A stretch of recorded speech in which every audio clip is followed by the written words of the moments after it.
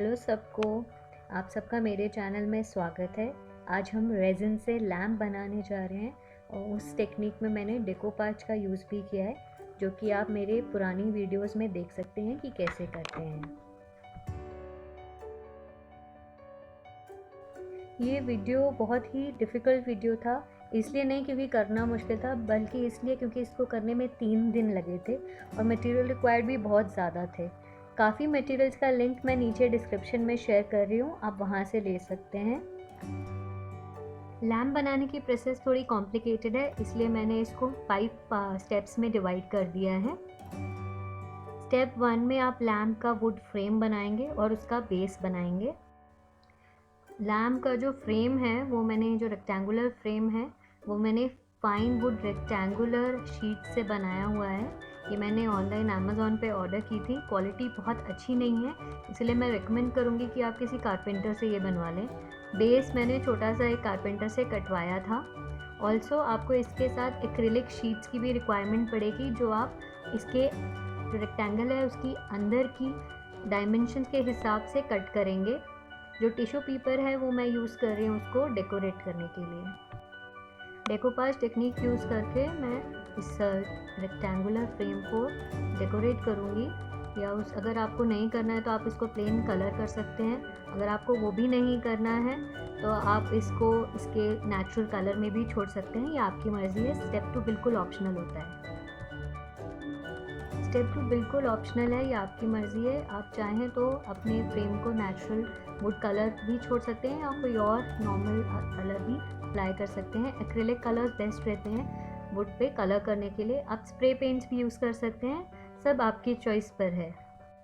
यहाँ मैं decoupage technique का यूज़ कर रही हूँ। मेरी पुरानी काफ़ी सारी वीडियोज़ में डेकोपाज के बारे में मैंने बताया है। अगर आपको डिफ़िकल्टी हो रही है तो वहाँ से बिगिनर्स वाला डेकोपाज देख लीजिए, आपको समझ में आ जाएगा। बहुत आसान होती है ये टेक्निक, ज़्यादा कॉम्प्लिकेटेड नहीं होती है। ये मैं कलर्स का सेट दिखा रही हूँ आपको। 6 एक्रेलिक कलर्स का सेट ज़्यादा महंगा नहीं आएगा, 80 से 90 रुपये तक का आ जाता है। आप परचेज़ कर लीजिए, बहुत काम आएगा। बिगिनर्स की डेकोपाज वीडियो का लिंक मैं ऊपर इसी वीडियो में शेयर कर रही हूँ, आप वहाँ पर जाके देख सकते हैं। इंस्ट्रक्शंस आपको वहीं से मिल जाएंगे।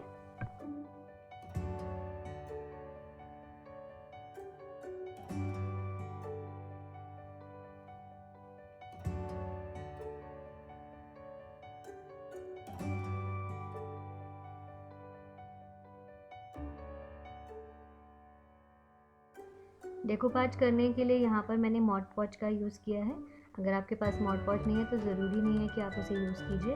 आप फेविकॉल भी यूज़ कर सकते हैं, बट फेविकॉल क्योंकि गाढ़ा होता है मॉड पॉच के हिसाब से, तो आप फेविकॉल में थोड़ा पानी मिला लीजिए। अगर 3 पार्ट्स फेविकॉल है तो उसमें 1 पार्ट पानी मिला के आप उसे यूज़ कर सकते हैं एज ग्लू।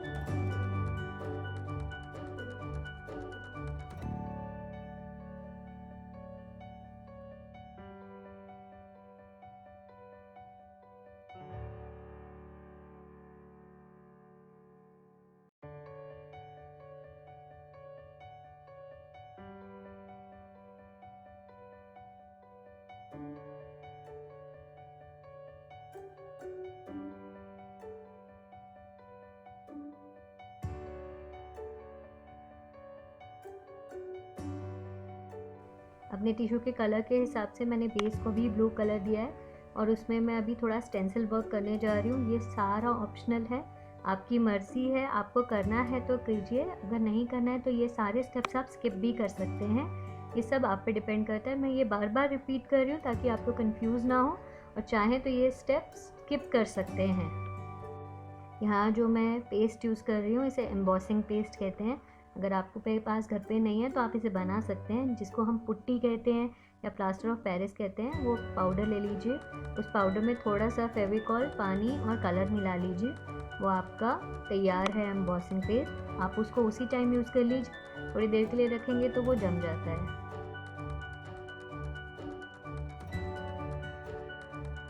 स्टेप 3, यहाँ पर हम लोग स्ट्रिंग लाइट्स अटैच करेंगे।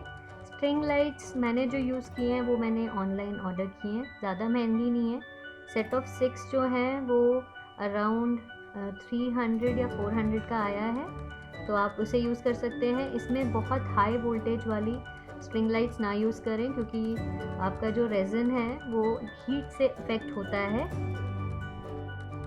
जहाँ जहाँ पे आपको स्ट्रिंग लाइट्स लगानी है वहाँ पर उसे प्लेस करें और कारपेंटर्स टेप से उसे अटैच कर दें। डोंट वरी, ये कारपेंटर टेप बाद में दिखेगी नहीं। हम इसके ऊपर एक बार अटैच करने के बाद हम लोग इसके ऊपर भी डेकोपाज कर देंगे, तो स्ट्रिंग लाइट भी ऐसे ऊपर से नहीं दिखेगी।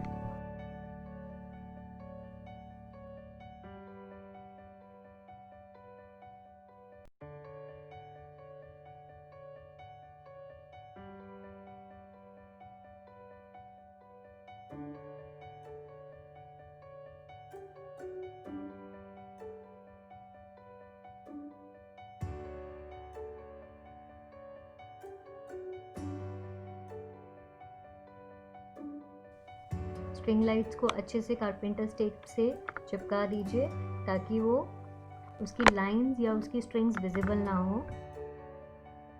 जैसे कि आप देख सकते हैं लाइट अभी भी बहुत अच्छे से विजिबल है। अब हम इसके ऊपर भी डेकोपाज करेंगे और मॉड पॉज या फेविकॉल से डेकोपाज के सारे स्टेप्स आप वापस रिपीट कीजिए।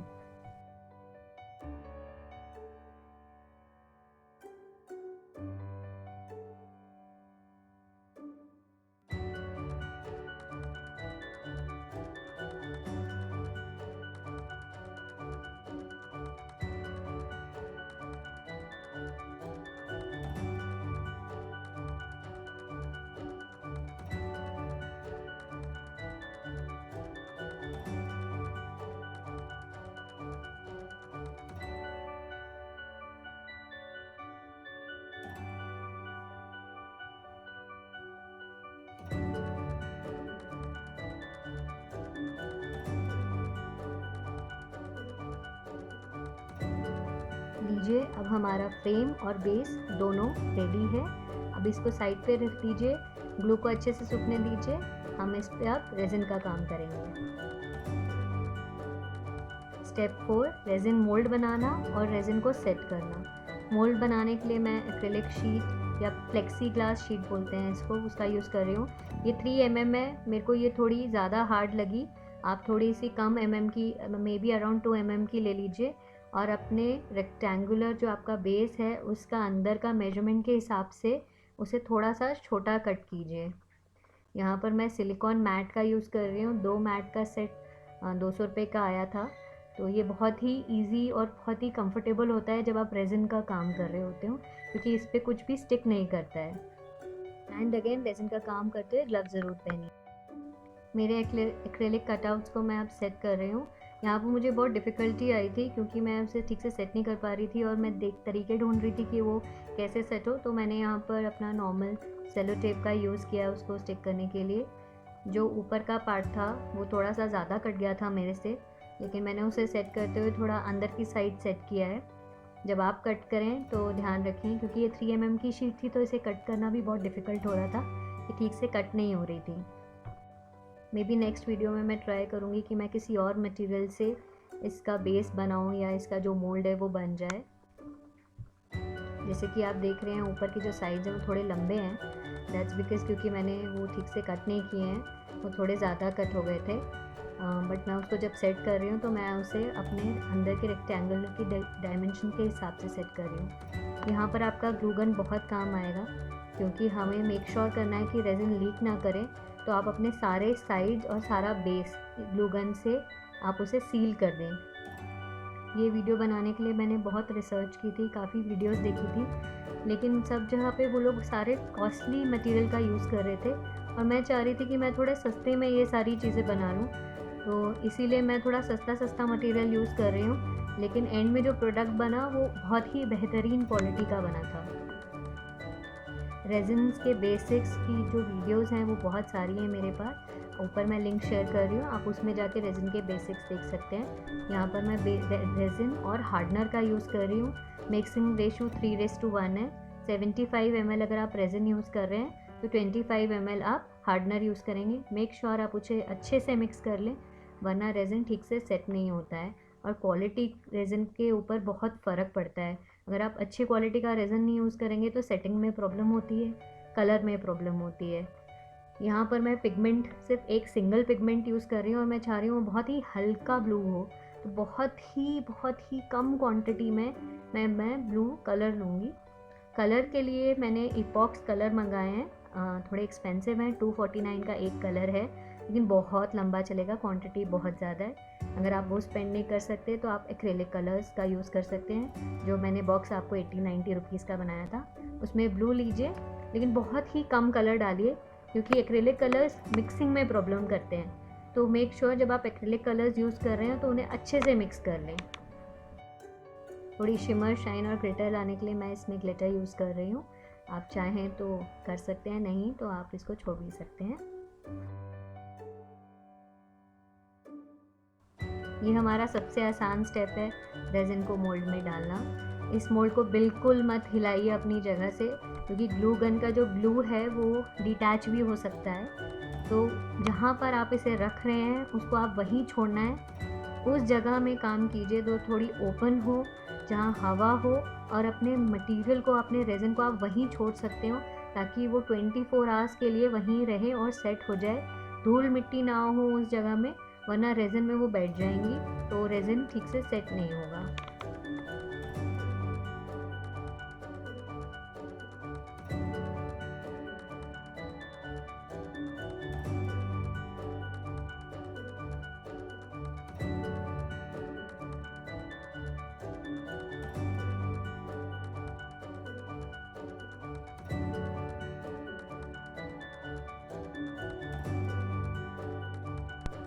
24 आवर्स के बाद आप देख रहे हैं कि वो अच्छे से सेट हो गया है, लीक भी नहीं किया है, क्योंकि मैंने श्योर किया था कि वो ग्लू गन अच्छे से साइड से सारे क्रेविसेस, सारे पॉइंट जहाँ पर लीक हो सकता है वो निकल जाए। बहुत आराम से आप इसे निकाल लीजिए और धीरे धीरे करके एक्रिलिक शीट्स को भी आप निकाल लीजिए। टूटेगा तो कोई प्रॉब्लम नहीं है, एक्रिलिक शीट टूट भी सकती हैं, कोई इश्यूज़ नहीं है, आराम से निकालिए उसे। अगर आपको कोई भी डाउट्स या क्वेरीज़ हैं तो आप नीचे कमेंट सेक्शन में उसे छोड़ सकते हैं, मैं उसका रिप्लाई करूँगी। और आप मुझे इंस्टाग्राम पर या फेसबुक पर भी फॉलो कर सकते हैं। मेरा इंस्टाग्राम अकाउंट है हस्ताक्षर.parul एंड फेसबुक अकाउंट भी इसी नाम से है।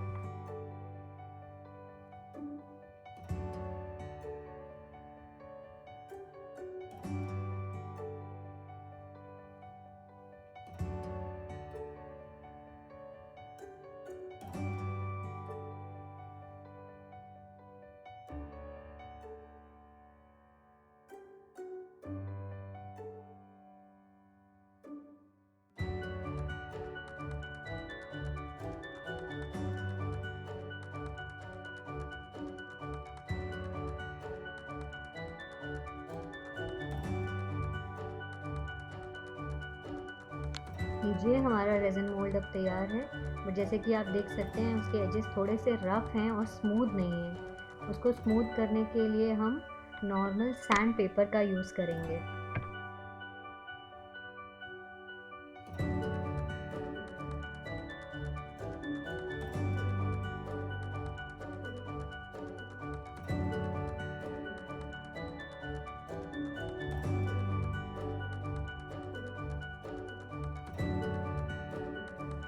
जिसको स्मूदन आउट करने के लिए मैं सैंड पेपर का यूज़ कर रही हूँ। जनरली लोग सैंडर का यूज़ करते हैं, बट सैंडर बहुत एक्सपेंसिव है, जनरली कारपेंटर्स के पास होते हैं। और जैसे कि हम घर पे वीडियोस बनाते हैं तो उसमें इतनी एक्सपेंसिव इंस्ट्रूमेंट्स की ज़रूरत नहीं है। तो मैं यहाँ पर, क्योंकि वैसे मोल्ड में कोई प्रॉब्लम नहीं थी और सेटिंग बिल्कुल स्मूथ हुई थी, इसलिए सिर्फ एजेस को स्मूद आउट करने के लिए मैं सैंड पेपर का यूज़ कर रही हूँ। और उसे क्लीन करने के लिए मैंने वाटर का यूज़ किया है। अगर आप चाहें तो आप ट्रांसपेरेंट वुड वैक्स का यूज़ कर सकते हैं, वो भी आपके ऊपर ऑप्शनल है, उसकी वैसे ज़रूरत नहीं है, बट दैट इज़ ऑप्शनल। लीजिए हमारा स्मूथ रेजिन मोल्ड तैयार है सेट होने के लिए।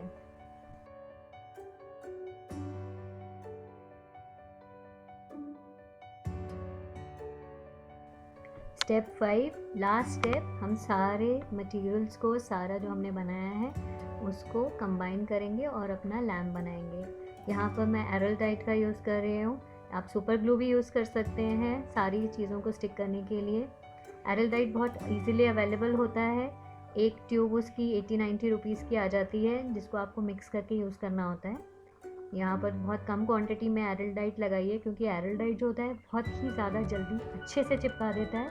24 आवर्स के अराउंड लेता है पूरा सूखने के लिए, लेकिन वो ट्रांसपेरेंट नहीं सूखता है। तो अगर एक्सेस बाहर निकल रहा है तो आप उसको हटा लीजिए। रेजिन को स्टिक करने के लिए भी मैं एरलटाइट का यूज़ कर रही हूँ।